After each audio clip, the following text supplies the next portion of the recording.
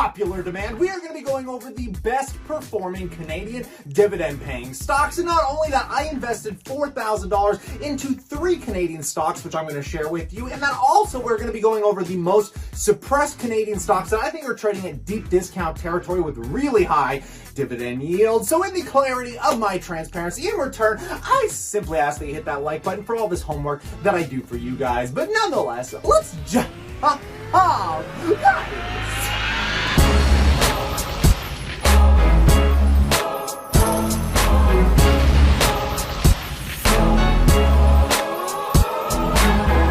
Welcome back, passive income investors. Oh, I get to kick this off. We're going to start with the best performing Canadian stocks that have just been doing stellar through this pandemic. And then we're going to get into the list of stocks that I actually picked up today, spent $4,000. And then finally, there are some really suppressed sectors in the Canadian market that I think are worth paying attention to. And to kick this off, we are talking about Alimentation Couche-Tard. If I said that correctly, is probably one of the most underlooked Canadian stocks that has just been unbelievable on the performance side. This, if you are not aware, is a convenience store company. And you might think in the US, you've heard of 7-Elevens that are owned by like these big real estate investment trust companies like Realty Income. But this, however, is just dedicated to convenience stores. Now, this one is up just over 8% year to date here, folks, with a 0.61% dividend yield and a whopping $50 billion market cap. This company has over 15,000 stores across Canada, the United States, Mexico, Ireland, Norway, Sweden, Denmark, Estonia, Lithuania, Poland, Russia. The list is just astronomical for this convenience store brand. And if we scale this out to the lifetime chart, guys,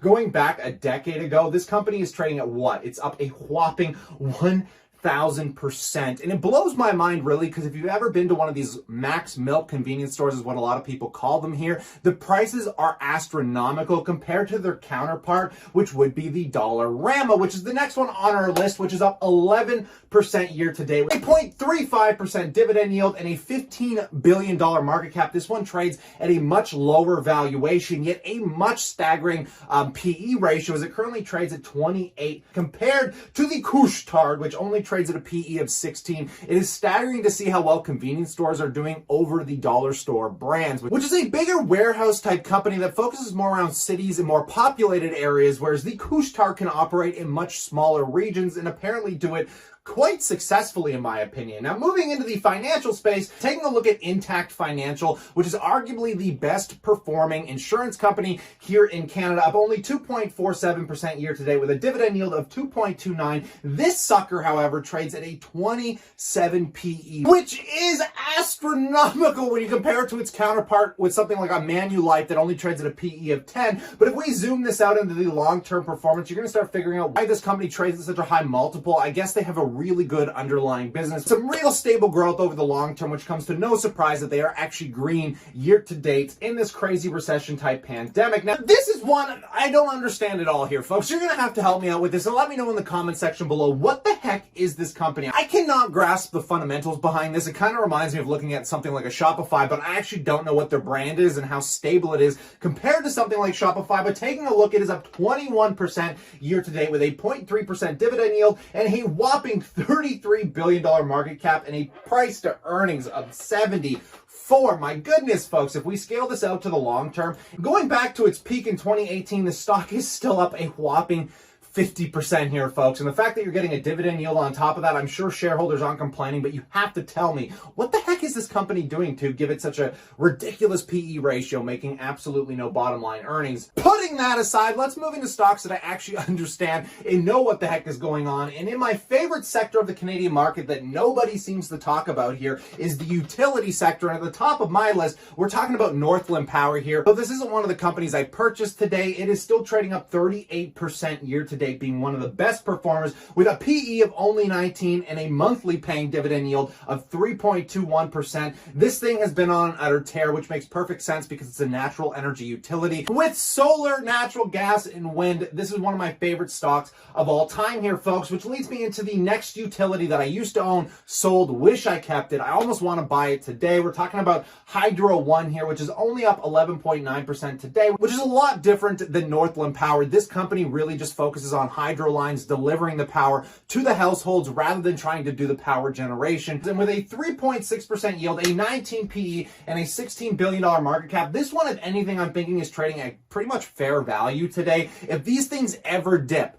these are the Canadian stocks you are going to want to be buying. So I would be adding these to your watch list. Coming up next, which you need to also have on your watch list, this is a favorite from people like Bill Gates and many large investors out there, is the Canadian National Railway. The Canadian National Railway, which can never really be disrupted because there's just certain things that have to travel by train when we're talking about chemicals and things that are just a lot safer to keep away from public places and be able to transport across long distances, being up 13% year to date with a 1.7% dividend yield, a whopping PE of 26, which for a company like this seems to be somewhat fair value. And if we scale it out over the long term here, it looks pretty incredible, but this performance is nothing like those software companies. As if we go all the way back to 2010 here, folks, we can see over 10-year period, I mean, you would have gotten a whopping 400% return, which, let's not get that wrong. That is absolutely staggering considering you're also getting paid out a yield. But in the same notion, you are basically paying a little bit of a premium for that stability over time. And with the underlying assets being the railways, guys, even Buffett owns CN, which is expected to do pretty phenomenal in any kind of recession or pandemic. Those trains are just going to have to keep running here. And then finally, talking about something that makes more sense toward the pandemic, we're talking about basically toilet paper and tissues,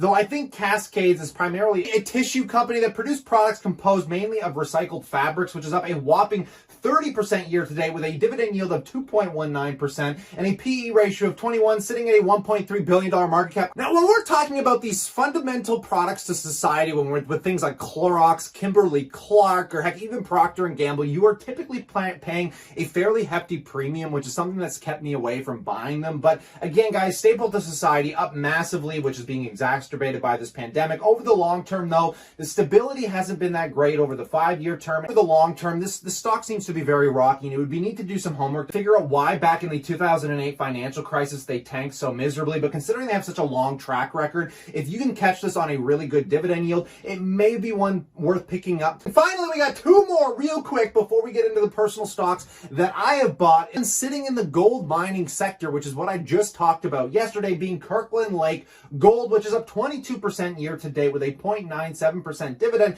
and a PE of 17, considering where gold prices are going right now and the 5-year return of this company just being up bloody-nomically. I mean, this is up 3,000% over the last 5 years. But it's crazy to me that they're only trading at a PE of 17. You figure with all the gold hype going on right now, I figured the PE ratios would be a little higher. But if anything, this company is actually trading at a pretty decent value, especially considering gold likely to keep going up. Could be wrong. Don't base my speculative opinions on actually investing out there in the world, guys. That would be stupid. I'm just some kid on YouTube living in his parents' basement here, folks. And then finally, the last one that has just been on an utter tear. We're talking about TIF International. Now, this is a Canadian transport and logistics company, which is currently up also 34% year to date with a 1.7% dividend, a PE of 15, and a $5 billion market cap. This is another one that, even though it's up massively, seems to be trading at somewhat of a fair valuation depending on their growth prospects.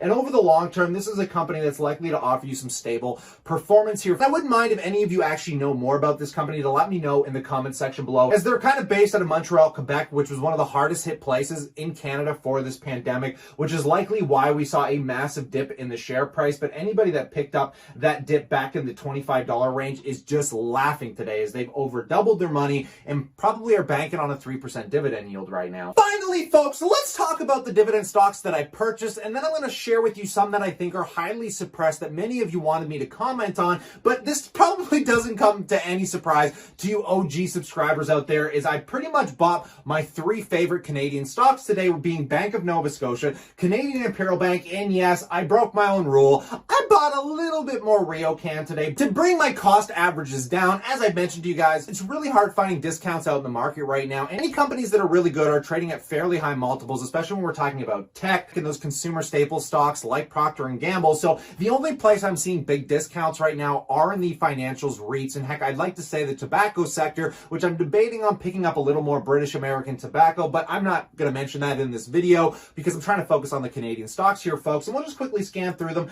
Bank of Nova Scotia currently down 21% year to date, but if you're buying it, you're banking a 6% yield, which something tells me they're not going to cut. But if there's one thing history has told us, it's that financials don't do well in recessions, but if you pick them up in recessions, come back to me in 2 or 3 years and something tells me you're not going to be complaining. Same could be said with Canadian Imperial Bank, which is performing a lot better in this recession, being down only 13% year to date with a 5.9% dividend yield. These are my two favorite Canadian banks. I always say banks are banks are banks because you could obviously argue TD and Royal Bank. Royal Bank being the largest Canadian bank, you might think there's more stability and growth in those, but considering I'm only holding these for the yields, and I don't really care what the stock price itself does, considering I'm going to be holding this probably for 30, 40 years, at least until I die, so I can live off these dividends. I just like picking them up at these levels, leading us into that last one here being RioCan. Many of you know I've got like $25,000 sitting in this company, in which I only think I threw something like $700 or $800 at it this morning. I spent about $4,000, primarily focusing on those Canadian banks. This is one of the top 3 largest real estate investment trusts in Canada. They're expected to go back into this next quarter collecting more than 90% of their rents, and I honestly think they are getting hit. They deserve to be getting hit. I mean, there's a lot of issues going on in the real estate market, but to the degree that they should be trading down 40%, I think all of that has been priced in and then some. And again, this just like the banks, guys, come back to me 2 to 3 years or maybe even less than that with this stock, because I really think we only need one good earnings season to bring this company right back to where it was. And if we scale out in the long term, we can see they experienced something similar back in 2008, in which I'm hoping to see somewhat of a similar recovery as the economy slowly comes online. The biggest problem with holding any of these companies right now is the risk of seeing a second wave of this pandemic, which wouldn't come as a surprise as the economy begins to open up and schools come back in September. We really need to be able to ride through this until a decent cure comes online. So expect a volatile ride if you're holding any of these. Leading me into 2 more stocks that I have personally been asked about on a regular basis that have been hit fairly hard because of this pandemic, which are trading at really deep discount territories, and I've been debating on picking these up myself. And the first one at the top of the list is Canadian Tire. And I have the same problem with Canadian Tire that I honestly have with Facebook, and that's when you say the word Facebook, what comes to mind? Well, the Facebook platform, but you keep forgetting they own WhatsApp, they own Instagram, like they have so many other things, Libra, they're trying to get into Bitcoin, payment systems. It's this massive conglomerate, but because you only see the tagline, you always relate it to their main service, which is the same with Canadian Tire. Everybody thinks this is just some kind of big warehouse store that primarily focuses on automotive, and the fact that everything is going electric, I mean, there's a lot of risk surrounding this, but when you realize how much they own, Canadian Tire is more than a car and tire company, and everybody goes here for their sports, some retail stuff, I mean, tools, and the fact that they also have big ownership in some other retail stores like Party City, which is where I got a lot of my magic materials when I was still performing shows. It's a fairly well-diversified company that I think can honestly adopt to the electric vehicle game and is not going anywhere anytime soon. And currently it sits down only 10% year to date, so it is still sitting on a bit of a discount with a PE of 15, a $7 billion market cap, and a 3.66% yield. This is one that I would pay attention to, as I considered somewhat of a staple brand of the Canadian economy. And I even went there as of recent to pick up some basic supplies, and I went to just pick up an air purifier, which I actually love, using it pretty aggressively. It's a Honeywell. I know, boring topic, right? But let's move into the second one that I get asked about a lot that I also think is a pretty good company if you're looking for just dividends, and that would be Enbridge. Enbridge is a Canadian multinational energy transportation company based in Calgary, Alberta, and it primarily focuses on the transportation, distribution, and generation of energy. They deal a lot with gas. I mean, my buddy used to work for this company where he'd go around the city testing gas lines, and this company has a phenomenally robust balance sheet, trading down 13% year to date with a whopping 7.2% dividend yield. The PE ratio sits a little high right now, but it's a $90 billion company. So you're going to have to do some research to see where they're getting hit, why they're getting hit because of this pandemic, and what the likely future is going to be when we come out on the other side of this. But this is a favorite amongst Canadians. The only reason I haven't been the biggest fan of it is the lackluster performance roughly over the last decade here. But again, guys, just like the banks, if you're more or less focused on long-term dividend yields, this might be one that you should add to your watch list. Now, in light of all of this, folks, these conversations have been so lit in our #RichGang WhatsApp group that you can get access through the Passive Income Educator for $2 a month or a lifetime subscription for like $40. The value you're going to get is absurd because you're literally going to be talking to myself, the six-figure mind of Matt Money, and dozen other successful investors. Literally ask anything you want 24/7, middle of the night. Somebody's going to be there to answer. Plus, you're going to get access to our courses and many other things here, folks. I honestly believe this is some of the best value. We also do cash giveaways to the #RichGang group every single Friday on our live streams. You're not not paying a whole lot for the value I think you're honestly getting. But remember, guys, you can always come back here for free. So stay cool, stay awesome, and I look forward to chatting to you tomorrow.